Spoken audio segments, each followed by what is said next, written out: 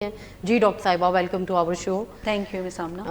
Doctor صاحبہ آج کا جو ہمارا ٹاپک ہے وہ ہے اسکن کے متعلق نا، کہ جیسے ڈائبٹیز جو ہے، ڈائبٹیز ٹائپ 1 اسپیشلی جو ہم بات کرتے ہیں کہ باقی آرگنس کے اوپر افیکٹ کرتی ہے، کیا اس کا اسکن کے اوپر بھی کوئی افیکٹ ہوتا ہے؟ تو آپ بتائیں ہمارے ناظرین کو.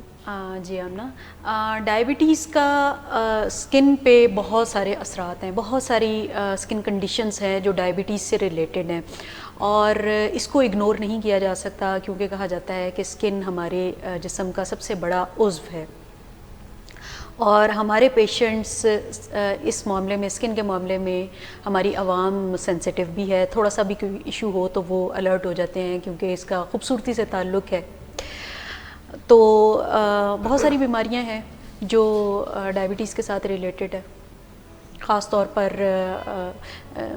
چھالے بن جاتے ہیں، فنگل انفیکشنز ہیں، پاؤں کے جو ہے وہ پاؤں پہ چھالے بن جانا، پاؤں پہ السر بن جانا، اس کے علاوہ چہروں پہ موقع بن جانا، بہت ساری بیماریاں. ڈاکٹر صاحبہ ذرا ہمیں یہ بتائیں کہ یہ جو ڈائبٹیز پیشنٹ ہیں ان کی اسکن جو ہوتی ہے کیا عام انسانوں سے تھوڑی ڈفرینٹ ہوتی ہے؟ کوئی فرق ہوتا ہے ڈائبٹک اسکن کا اور ایک عام اسکن کا؟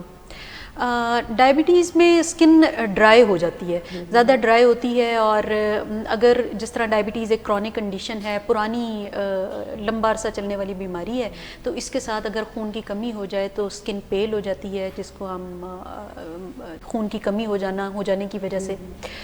اور جو ہمارے دور کے ایریاز ہیں جس طرح ٹانگیں ہیں اور پاؤں ہیں، ہاتھ ہیں، اس میں خون کی سپلائی کم ہونے کی وجہ سے جلد میں خشکی آ جاتی ہے، خارش ہونا شروع ہو جاتی ہے، اس طرح کے علامات.